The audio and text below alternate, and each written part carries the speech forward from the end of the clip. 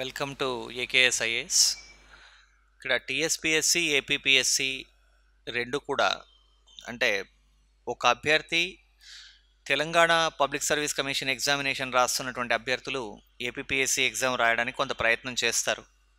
ఎందుకంటే అవకాశం ఉంటుంది, పర్సంటేజ్ అంటే మనకి లోకల్ జనరల్ రిజర్వేషన్లో అవకాశం ఉంటుంది కాబట్టి ఆ ప్రయత్నాలు చేస్తారండి. సో కాబట్టి గమనించాలి, మీరు తెలంగాణ రాష్ట్ర పబ్లిక్ సర్వీస్ కమిషన్ ఎగ్జామినేషన్ రాస్తున్న వాళ్ళు, ఏపీ ఎగ్జామ్స్ ఏపీ రాస్తున్న వాళ్ళు తెలంగాణలో రాయడం దాదాపుగా చాలా తక్కువ. బట్ అయినప్పటికీ కూడా మీరు కనుక గమనించినట్లయితే రీజనల్ అంశాలు తప్ప, అంటే తెలంగాణ ఏపీకి సంబంధించినటువంటి అంశాలు కాకుండా మిగతా అంశాలన్నీ కూడా దగ్గరగానే ఉంటాయి.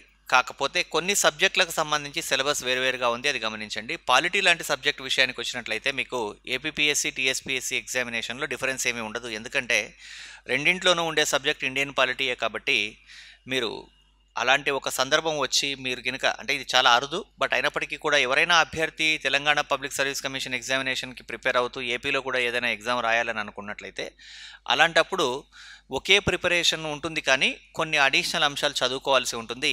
ఇలాంటివి చేసేప్పుడు మనకి కోర్ ఏరియాలు ఏవైతే ఉంటాయో, అంటే ఇప్పుడు పాలిటీ, హిస్టరీ, ఎకానమీ, జాగ్రఫీ ఈ అంశాల మీద మొదట పట్టు సంపాదించిన తర్వాత అవకాశం ఉండి సమయం కూడా ఉంటే మాత్రమే ఇలా రాయాలండి.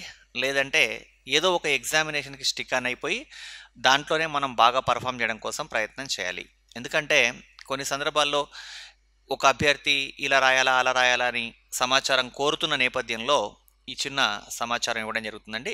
మీకు అంత సమయం ఉంటే రెండు పరీక్షలకి మధ్య వ్యత్యాసం ఉండి సమయం ఉన్నట్లయితే మాత్రమే అలా ప్రయత్నం చేయండి.